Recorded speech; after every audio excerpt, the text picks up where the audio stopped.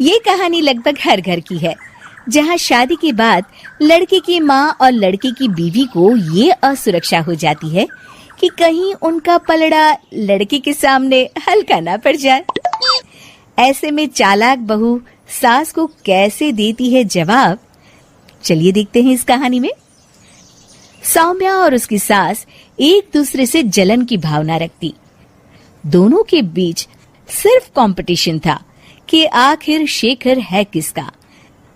शेखर यानी सौम्या का पति और कंचन बहन का बेटा। एक दिन सौम्या अपने कमरे में शेखर से फोन पर बात कर रही थी। हेलो शेखर, मैं ना आज सारा दिन घर का काम काज करके थक गई हूँ। क्यों ना शाम को किसी क्लब में चले? Okay baby. कमरे के बाहर कंचन बहन सौम्या और शेखर की सारी बात सुन लेती हैं।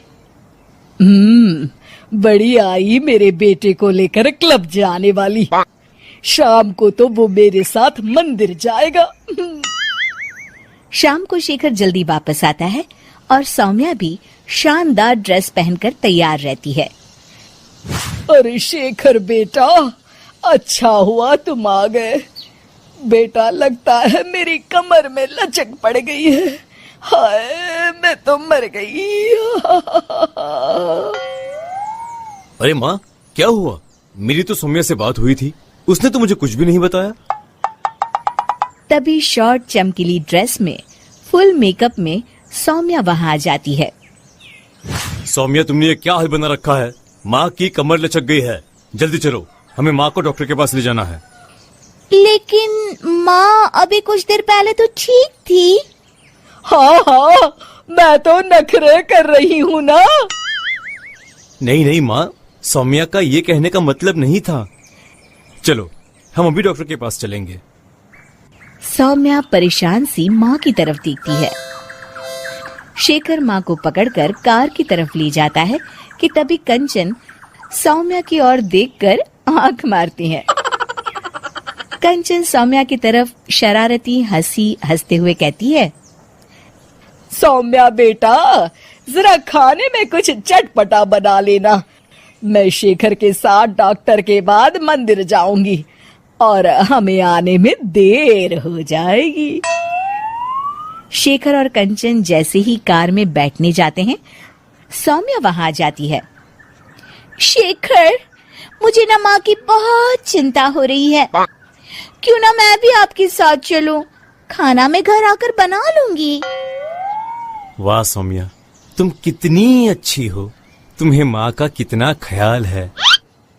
सौम्या कंचन की ओर देखते हुए, आखिर तुम्हारी माँ मेरी माँ भी तो है।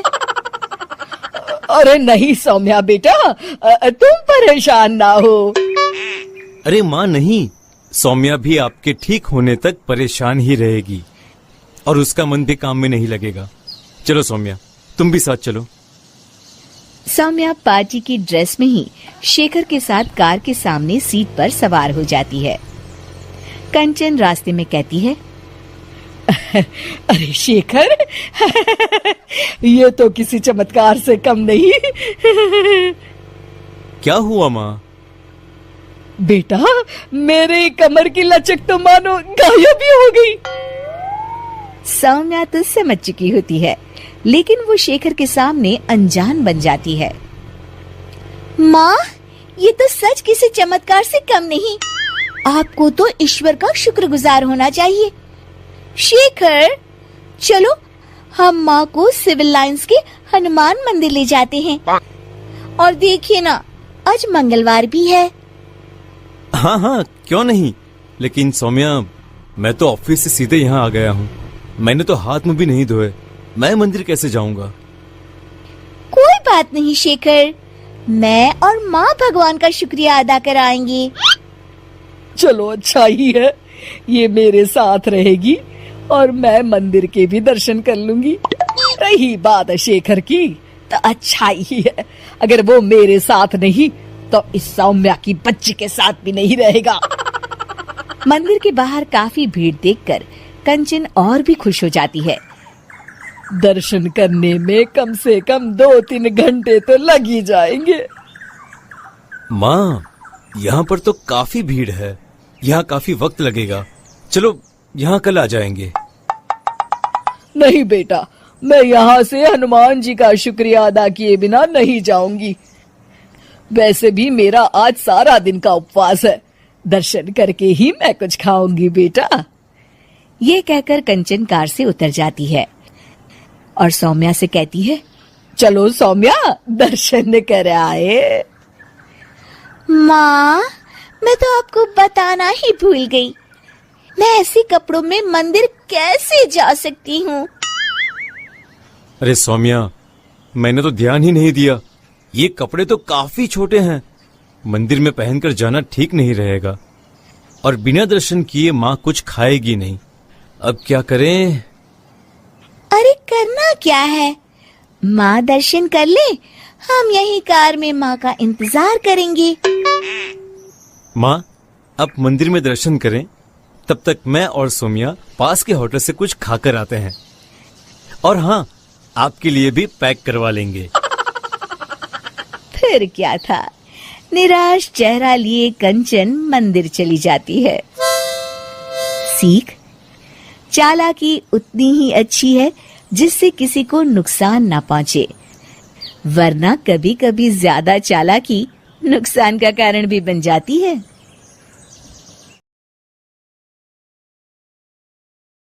ढोंगी बहू। प्रीति एक पढ़ी लिखी लड़की है जिसकी एक अच्छे घर में शादी हुई है। प्रीति का पति राहुल एक मल्टीनेशनल कंपनी का मैनेजर है, जो आधे महीने विदेश में ही रहता और छोड़ जाता है अपने मम्मी पापा को प्रीति के भरोसे, जिसे इस देश को सुधारने की चुल ने परेशान कर रखा है। मम्मी पापा, कल एक डॉग वैक्सीनेशन का शिविर है, तो मैं वहीं पूरा दिन रहूंगी, आप मेरे लिए खाना मत बनवाना। अरे बेटा प्रीति, वो बाई तो काम छोड़कर परसों ही जा चुकी, एक नई बाई देखनी पड़ेगी। माँ, आप तो जानती ही हो ना कि मैं कितना बिजी रहती हूँ। अगर कल मैं नहीं गई तो कुत्ते एडॉप्ट ही नहीं हो पाएंगे।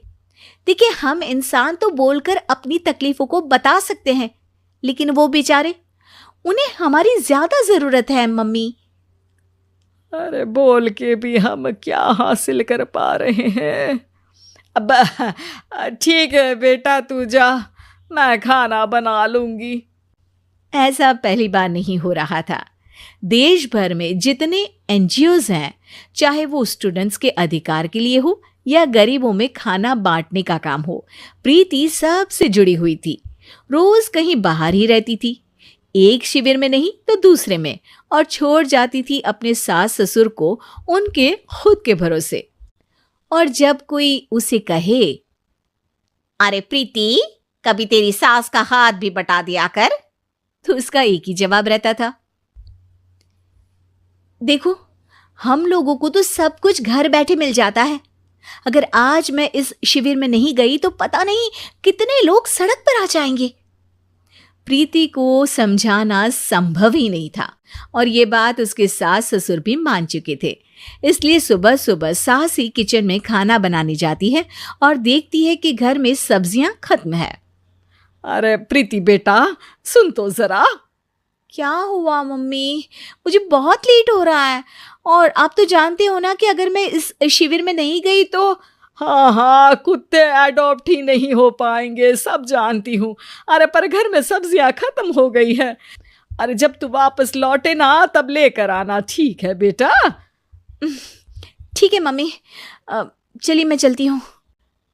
और हर बार की तरह प्रीति अपनी पार्टीज और आफ्टर पार्टीज में इतनी बिजी रह गई कि सामान लाना ही भूल गई।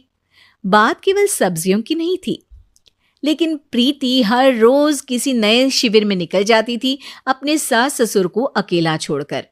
एक हफ्ते बाद प्रीति के ससुर जी के हाथ में दर्द होने लगा। अरे बेटा प्रीति, पापा जी के हाथ में बहुत दर्द हो रहा है, आज इनको डॉक्टर के पास लेकर जाना पड़ेगा। ठीक है माँ, आप हो आओ, मैं बाहर ही खा लूंगी। अरे बेटा, मैं कैसे ले जाऊं? ये काम तो हमेशा राहुल ही करता था, और मुझे तो डर है कि कुछ ज्यादा बड़ी बीमारी ना हो जाए। उफ़ो, आज मुझे मेडिकल शिविर में जाना है। बेचारे बड़े बुजुर्ग जिनके अपने फैमिली वाले उनका ध्यान नहीं रखते, उनका पूरा मेडिकल चेकअप होगा। अगर मैं नहीं गई तो आप तो जानते ही हो, उनका चेकअप नहीं हो पाएगा। और हाँ बेटा, तू जा, मैं कुछ ना कुछ कर लूंगी।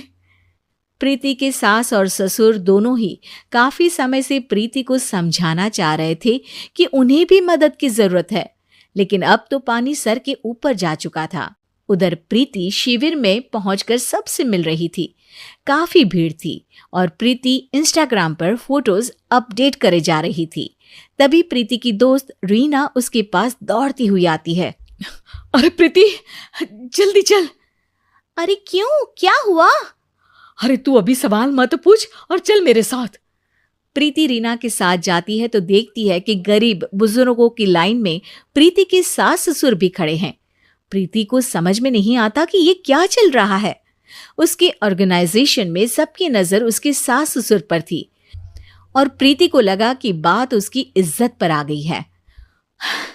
माँ, पापा जी, आप दोनों यहाँ क्या कर रहे हैं?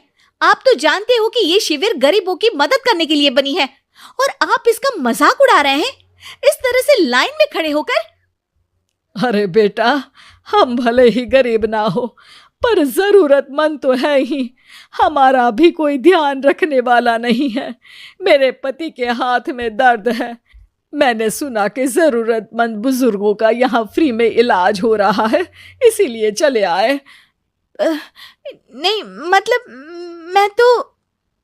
प्रीति को समझ में आ गया था कि समाज को संभालने से पहले उसे अपना घर संभालना चाहिए और वो सर झुकाकर अपने सास ससुर से माफी मांगती है।